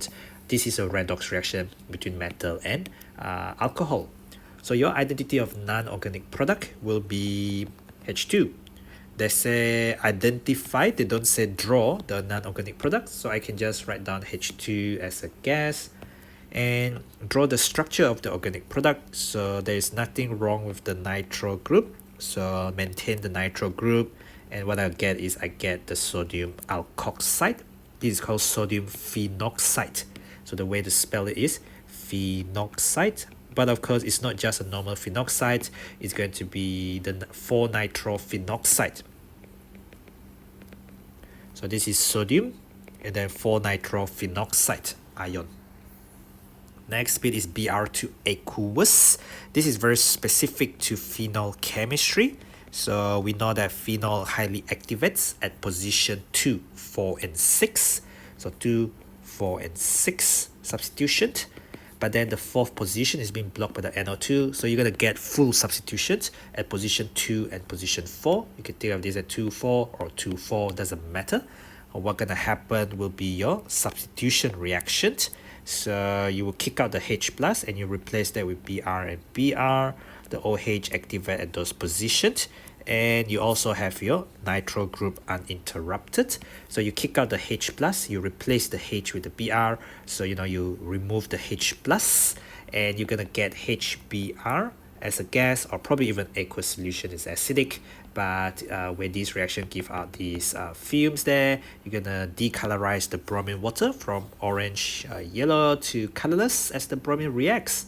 This is your source of Br minus because you have substituted electrophile, the Br plus from the Br2 with the, you substituted the H on the benzene with the Br plus electrophile essentially.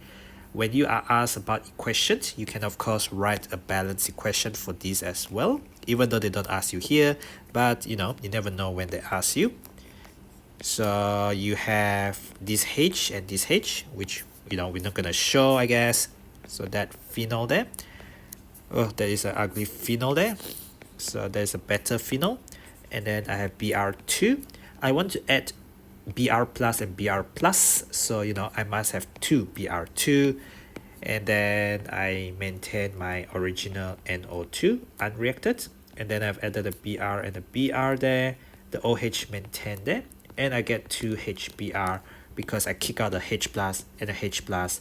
I have Br minus and the Br minus as I put the Br plus and the Br plus there. So this is the balanced chemical equation. What else can I say? This is a redox, by the way, because very clearly you can see the Br0 and you can see the Br minus 1 there. Okay, so I don't want to talk about the other stuff, but the fact that this carbon there loses the hydrogen there, so that is your reduction. Loss of hydrogen is reduction. So loss of hydrogen is reduction. And is that reduction? Probably not. It's quite hard to see what's happening there, isn't it? No, that's not right, because it cannot be a reduction since the bromine 0 going to bromine minus 1 is definitely your reduction already. Well, I don't want to speculate what happened to the other one, but you can imagine that, Oh, that was right. Yeah, because there was loss of hydrogen. What am I talking about? Oh, carbon loses the hydrogen. Loss of hydrogen is definitely oxidation. So I was right all along. I don't know what I was talking about. I was lost looking for the oxidation. So gain of hydrogen is reduction. Loss of hydrogen is oxidation. You get a redox reaction overall because you have oxidation and reduction in the same reaction there. That's your inorganic product there. Wouldn't be too sure whether it will come as a gas. Perhaps not. Perhaps I just write HBr aqueous solution. That is definitely true, as the HBr can dissolve in the water to give me this acidic solution as well. Last but not least, I have the COCl, and that is not going to do anything on the NO2 group. And I must add something. The NO2 group is 3 and 5 directing. So 1, 2, 3, 4, 5. So these two positions being substituted is not only directed by OH, but also the NO2 kind of agrees that the substitutions should be directed at these two positions there. This is an acyl chloride. So acyl chloride will react definitely with the phenol, and the phenol will form an ester. This is a CH3CO from the CH3CO fragment. This is what you call a condensation reaction. As the phenol loses the H, you will lose the Cl, and the H come from the phenol, and you will kick out a small molecule HCl condensation reaction.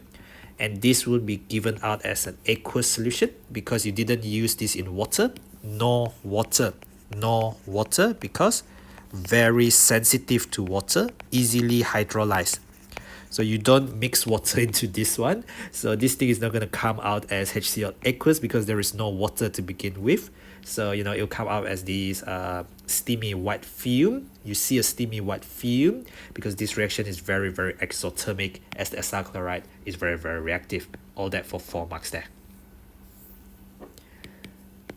Now the next thing, 4-nitrophenol can also be used in the synthesis of dyes. So usually we talk about azo dyes, where you have nitrogen like this, and then this thing there is the azo dyes.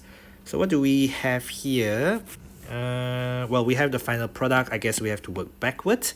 So your phenol is here. Your phenol will activate substitution at position 2 and 4, and they happen to also be directed by these NO2, which will also direct it to position 3 and 5 relative to itself. This is 1, 2, 3, 4, 5 for the blue, whereas the green one is in direct position 2, 4, and 6 relative to itself. So green one is 1, 2, 3, 4, 5, 6. The fourth one is being blocked there. So what we see here is the substitution at this position 2 there, and that is not too surprising. What we get there must be this diazonium. So that thing there must be your diazonium salt. So F must be diazonium, and it is a salt. So just following what we had seen in the final product. Don't know why my benzene is very, very ugly there. So that is much better benzene. NH2, SO3 minus, Na plus. Always been my habit to draw the charges in circles. I don't have very good eyesight, so I tend to miss this thing if I don't circle it. Okay, not too sure about you. So this is NH2, doesn't do anything. But the diazonium comes from down there. You don't need a different color. I'm just drawing it as different colors so that you can see very clearly what is going on. Diazonium, the salt comes from these Cl minus like this. They are not bonded together, just like these are not bonded together. I mean, not directly bonded like covalent bond, but you have ionic bond. You also have ionic bond there. How do you get the diazonium salt? Well, this is forming the salt, forming the diazonium. How do I know that? Because this thing has the SO3 minus Na, this thing has the SO3 minus Na. So what I'm going to do is draw the benzene ring again. No, that doesn't look so good. Okay, so that is our NH2, that is our SO3 minus, Na plus, and keep everything else the same except for the diazonium fragment. So this diazonium fragment will have come from phenylamine as well. Yes, you have many phenylamines, but this is the one that is the position that will form this thing here. If you look at the molecular formula, 6 carbon, so 6 carbon, that's all right from the benzene. 8 hydrogen, so there is 1 and 2 hydrogen on the benzene, no other hydrogen left. So 2, 4, 6, 8. So there are 8 hydrogen. Nitrogen, there are 3, 1, 2, and 3. And then SO3 minus and Na plus, that thing is probably obvious. So there are many phenylamine here, NH2 bonded to the benzene ring, but this is the one that will give you diazonium at this particular position. And you would need you need NaNO2, sodium nitrite. Nitrite is actually a 14 to 16 years old chemistry content. And you've learned this as table of ions from O-level, IGCSE or GCSE level chemistry. You add that with HCl, and cold conditions 0 to 5 or 10 degrees Celsius will be alright. Typically we just use an ice bath, so let's just say 0 degrees Celsius is probably better to prevent the nitrogen gas from being evolved or from being released.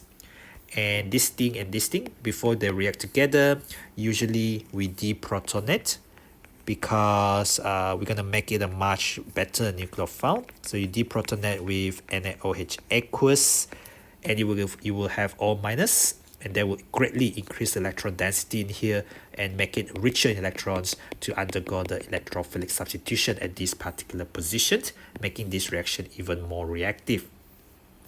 Suggest the structures, that one is done.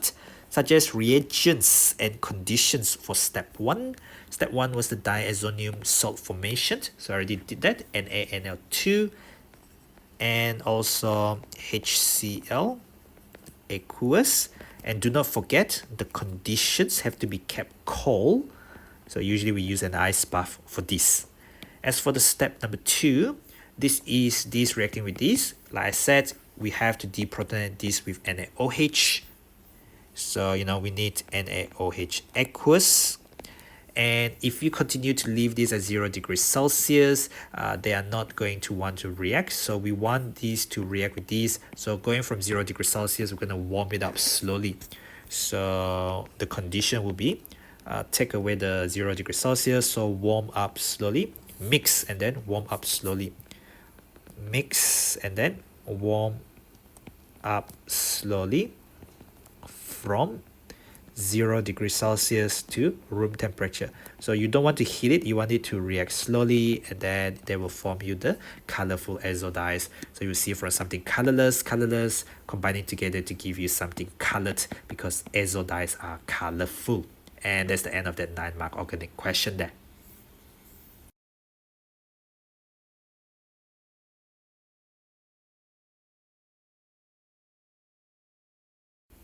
In this question number 8, we have a mixture of volatile organic compounds. Volatile means low boiling point, easy to boil. So X, Y, and Z can be separated in a gas chromatograph. This is a chromatogram because it's the result from the gas chromatography. This is what they call retention time. So how long do you spend passing through the column before you get to the detector, and you will have absorption once you reach the detector.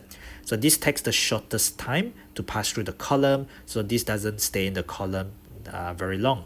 Z is the slowest to pass out from the column, so Z spend the longest time in the column. So what is meant by retention time? So retention time is one of those things that you have to remember the definition of in the context of chromatography. And this is in the syllabus, obviously, chromatography. So this is the time taken by the substance to pass through the column. So you have a column to pass through the column inside the, during the chromatography. Okay. So we are having quite a long column to allow a better separation of these substances based on their ability to, how well they stick to the stationary phase, the phase that don't move at all in the chromatography setup. Okay, so we need to push along these volatile materials as well. So these are called carrier gas. So an example is one example. So usually we use things like helium. But then you could also use, what's the other one you use? Nitrogen, unreactive stuff. So helium or nitrogen, and they are typically used as the carrier gas. Now Z spends the longest time, so it has the highest retention time. So why does it stay the longest in the chromatographic column? Because Z probably has, what do we have in the chromatograph? Thing then we are not told about what is the stationary phase, so Z must have stronger affinity. Affinity means it has a stronger attraction, affinity or attraction to the stationary phase. Stationary phase is the phase that don't move at all, so it stays as stationary inside the column. and that is why it doesn't come up very quickly until you flush it again and again with the carrier gas, and it will come out the last one as it moves very slowly. Now explain a possible limitation in separating two esters. Now, if they are both esters, they're going to have similar kind of intermolecular forces. They're going to have similar affinity for the stationary phase inside the column. And the fact that these are isomers, because you can see very clearly 1, 2, and 3 carbon, 1, 2, and 3 carbon. So you know, they will not be very well separated, as they have similar kind of affinity or attraction to the stationary phase. They have the exact same mass, so you know, they are not going to be separated very well. So these two esters are what you call position isomer, actually, because you know, the second one is methyl ethanoate. So you know, 1 carbon alcohol and 2 carbon acid, versus the other one, the first one I'm going to put on top there in red, that is methyl ethanoate. So 2 carbon alcohol, ethyl methanoate, 1 carbon carboxylic acid. So what's wrong with these two esters? These two esters are not functional group, position isomers. So position isomers come under structural isomerism. So you can say they are structural isomers as well. But what is interesting is that they both have similar intermolecular forces. If they have similar intermolecular forces, therefore similar affinity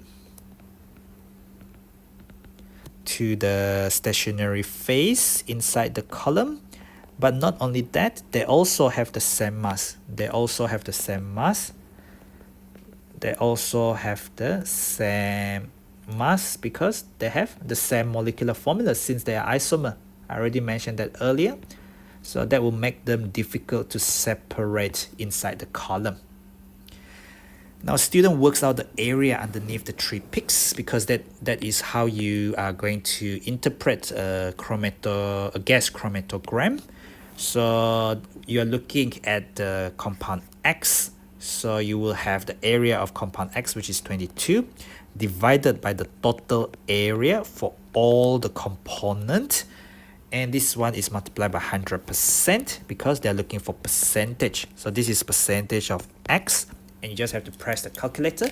So it's the ratio of the area of how much you have. So 22 plus 38 plus 16, that is 76. So 22 divided by 76 times 100, I get 28.9.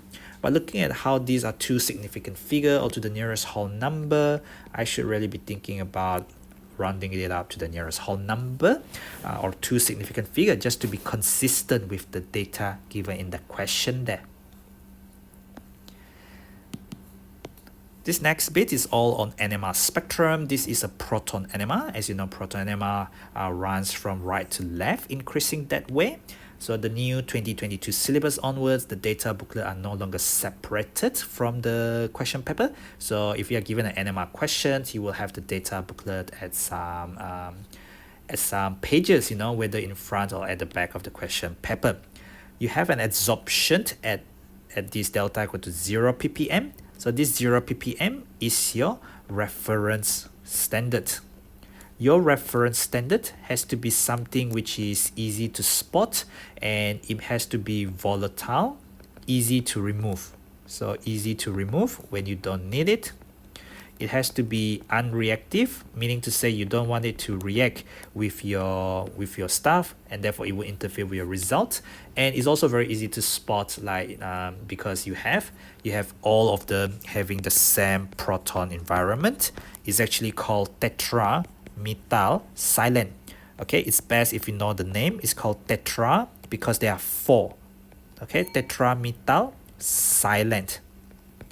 So 4 of that methyl group, and around a silicon there is no hydrogen because all of them will replaced with CH3 there. Okay, I think I spelled the methyl incorrectly. Should be methyl like this. Nope, I had the wrong spelling. It should be the THYL, just like how we spell methanol, methyl there. I don't know what was wrong with me. Compound Y is an ester. So you have an ester, you have a 4-carbon ester. 4-carbon ester is your case study from AS chemistry. You should be able to think of ester like this. This is a 4-carbon ester where you have 1 carbon acid, and then you have 3 carbon alcohol. But because of this straight chain 3 carbon there, you could also have the potential for a branch isomer. It's called a chain isomer. That is also a 3 carbon alcohol. So 1, 2. And then our third isomer is going to be 2 and 2. So there's ethanoate. And then I have my ethanoate. 2 carbon acid, 2 carbon alcohol. And last but not least, I could also have my other one, which is 3 and also 1. When I say 3 and 1, I mean 3 carbon acid and 1 carbon alcohol. So this is methyl propanoate. This is ethyl ethanoate. This one is a branch group. They actually call this isopropyl. It's an isomer of propyl. So isopropyl methanoate. This is propyl. So this is propyl methanoate. We don't know which one is which one yet, but looking at these, you can see that there is a triplet. So a triplet would mean there are 2 neighboring protons, because 2 neighboring protons plus 1, 2 plus 1 give you 3 lines. So 3 lines, they are triplet. You see 4 lines there, which is a quartet. A quartet is 4 lines. That is because if you work backwards, you must have n plus 1, which means you must have 3 neighboring protons. And last but not least, you have something between 3 and 4. You have 1 line, which is singlet, and singlet would mean 0 neighboring protons. 0 neighboring protons. Well, first of all, you got 1 signal, 2 signal, and 3 signal, 3 absorptions. And this thing is reference standard, so it's not the 4th one. 3 absorptions. Well, let's have a look at this particular structure. How many absorption are we thinking of? Well, you have 1 hydrogen there. I've circled in red. Circle in black. 2, 3, and 4. So you have 4 different protons. You only had 3 absorptions in that NMR spectrum just now.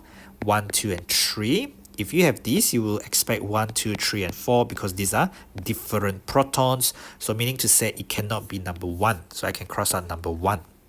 Number 2, I would have 1, 2, and 3. Because these and these are equivalent since you can rotate about these bonds. This CH3 and this CH3 are the same. But I can tell you it cannot be this because if you are this one, let's say if you are here, then you will see 1 neighboring protons. This and this will see 1 neighboring protons. Carbon form 4 bonds, 1, 2, and 3. If you are here, you see 1 neighboring protons. You will have 1 plus 1, which is 2 lines, which is a doublet. You will see a doublet. Well, again, if we look at here, we don't see anything that resemble a doublet at all. So what can we say? Cannot be number 2. So we're down to number 3 and number 4. Well, let's work out how many signal do we have here. We have 1, which is the CH3, 2, and 3.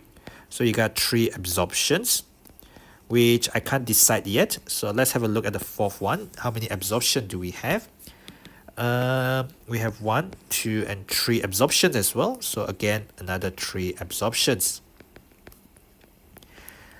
Okay, what can help us? What can help us will be this thing here. If I just write this as, I don't know what other color is good. Let me use this color. This thing here is very important. The one I put an asterisk on. And this thing here is also very important. The one that I put an asterisk on. Put a double circle on it so that you can see they're very important. This is a CH3 next to carbonyl. In your data booklet or whatever data that you'll be provided with, this CH3 next to carbonyl, you expect it to be between, I think, let me just double check in the data booklet. I think it's 2.2 to 3.0. I could be wrong, but let me just double check.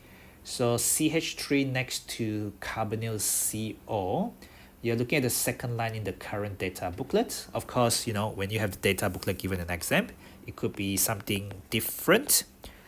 So this will be a singlet because next to it is 0 neighboring protons. So you expect a singlet at 2.2 to 3.0 for this particular group there.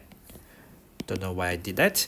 And now when you have this other one, you will have a CH3 next to electronegative oxygen. Directly, it is not next to carbonyl, it's next to electronegative oxygen. So here, when you are here, if the protons here, we'll see 0 neighboring protons, so it will still be a singlet. But where is this singlet? This singlet is next to electronegative oxygen. So alkyl next to electronegative atom, that is going to be 3.2 to 4.0 ppm. I think, having said that, you should be able to see where your singlet is. Your singlet here is between 3 to 4. It's not between 2 to 3. So there's no singlet here. There is a singlet between 3 to 4. So that would mean that it cannot be this one there. It cannot be number 3 structure, which means it has to be number 4. So they did say, use your conclusion to suggest a structure. I've already gone through the conclusion, so I can suggest the structure to be this one. If you don't like the skeletal formula, you can of course convert this to structural. It will be CO2 like this. I should probably write CO2, CH3. But of course, by doing things like this, you can see the CH3 next to electronegative oxygen. That's between 3.2 to 4.0. This is a CH3 next to electronegative oxygen. So they say electronegative atom. So this is CH3 next to electronegative oxygen. And what else? The 2.3, if we are here, I wonder what is what. So that is your 3.7. The 2.3 was a quartet. So the type of splitting, 2.3 was the quartet. And the 1.0 ppm was the triplet. So that was triplet. And this is the CH3 next to electronegative oxygen. So there was only 3 protons there. So there must be 3 hydrogens, 3 there. And we still have these 3 and 2. So when you are here, when you are at the very end there, you have 2 neighboring protons because there are 2 protons there. When you are here, you see 2 neighboring protons. So 2 plus 1 is 3 lines. You will get the triplet. So the 1.0 is actually for this thing at the end here. This thing is the triplet at 1.0 ppm. So you are a CH3 next to CH2. What I'm going to do is I underline where I am, and next to me is CH2. There is nothing on the other side. There are 3 protons. So you see 2 neighboring protons because this is where you are. Now to the next one, you are talking about here. So you have to think about, because you are in the middle, we have to show the CH2 in the middle is next to not only alkyl, but next to C double bond O, and that is the reason why it's no longer the 0.9 to 1.7. It's a bit higher, between 2.2 to 3.0. Alkyl next to carbonyl, alkyl next to CO carbonyl, you have 2 protons there. You don't couple to the protons there, but you see 3 neighboring protons. So 3 plus 1 give you 4 lines, which is quartet there. So hopefully that kind of settled the idea of the 4 different possible isomers containing 4 carbons, 4 esters. But of course, looking at the number of NMR signal, it cannot be the other one. And by comparing the CH3 bonded to CO, which will give you a singlet there, versus a CH3 bonded to oxygen directly, which will give you a singlet at this position, you should be able to tell which isomer is represented by this particular NMR spectrum there. And that's it really for this 11-mark NMR question.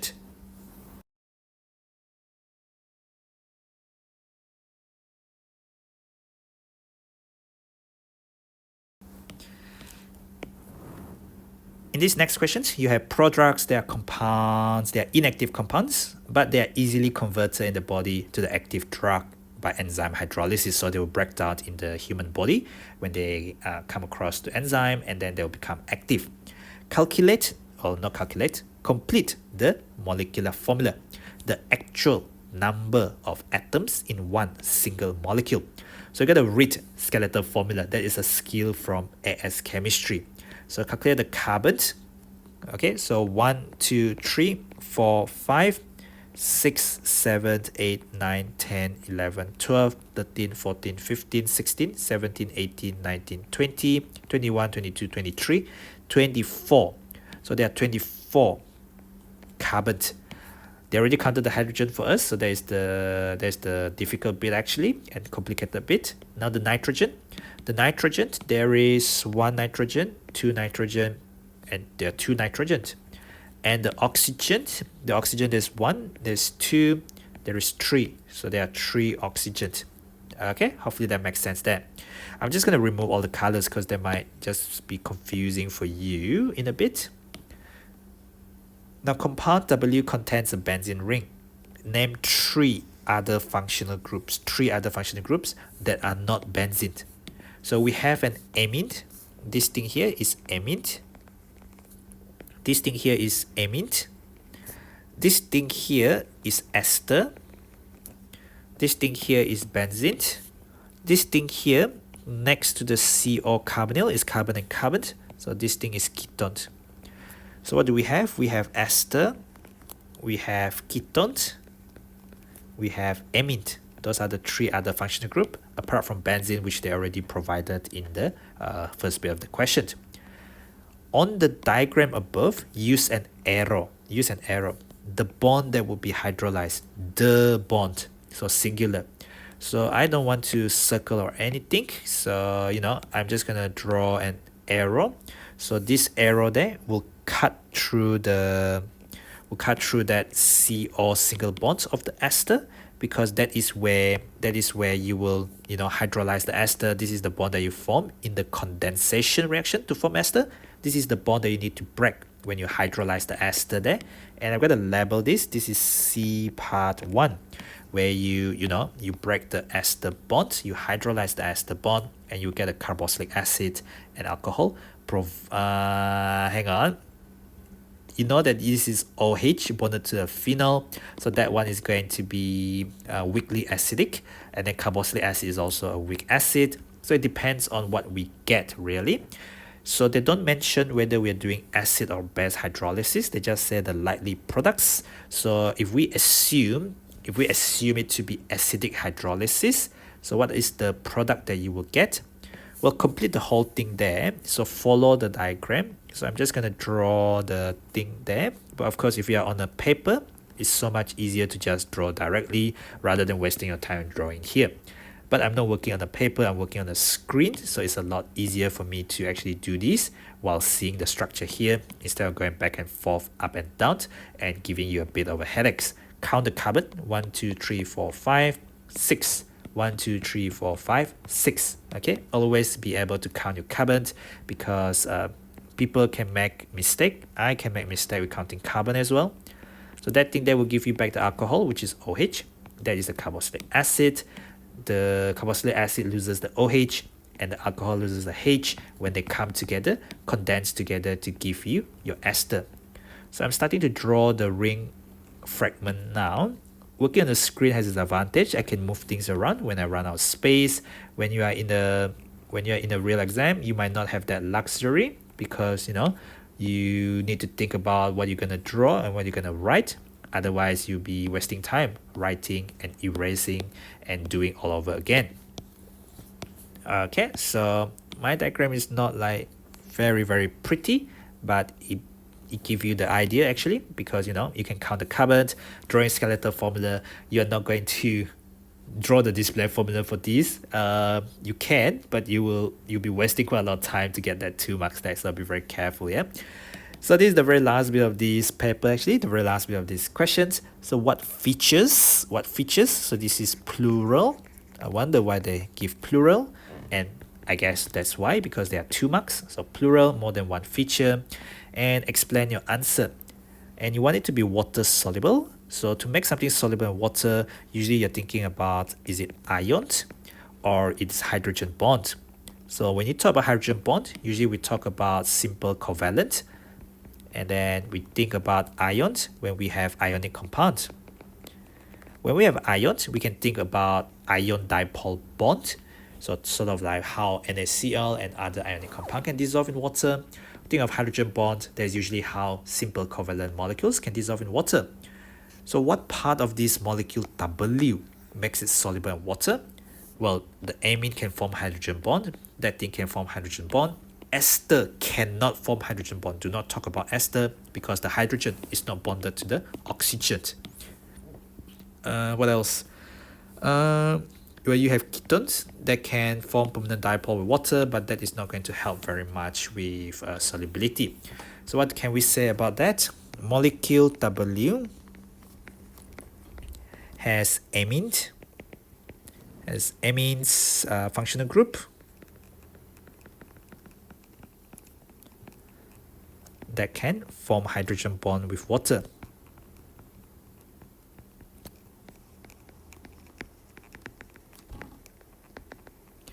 And in doing so, this can help to solubilize it, help it to be soluble in water. Alright, so that's it really for these 2 marks questions and for this end mark question. And that's it really for this paper in general. This is paper 43 for this October-November 2015. Just be aware that I didn't cover every single question here because there were some questions like the biochemistry bit in the section B. Of course, there's no more section B in the real 2022 exam onwards. In fact, from the 2016 onwards, there was no more section B, and there was a lot more chemistry than the biology and whatnot.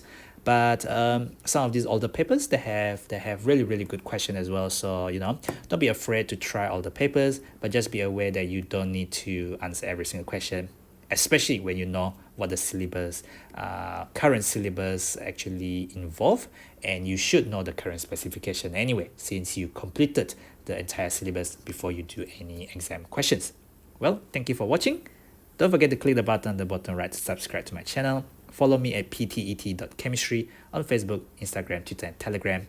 And yeah, do share the channel widely with other people, friends, juniors, families, relatives, and do consider upgrading to the silver tier on the channel in order to access all the yearly paper tutorials for the price of a cup of coffee. So thank you for supporting my work. Thank you for supporting my channel, and I'll see you in the next tutorial video.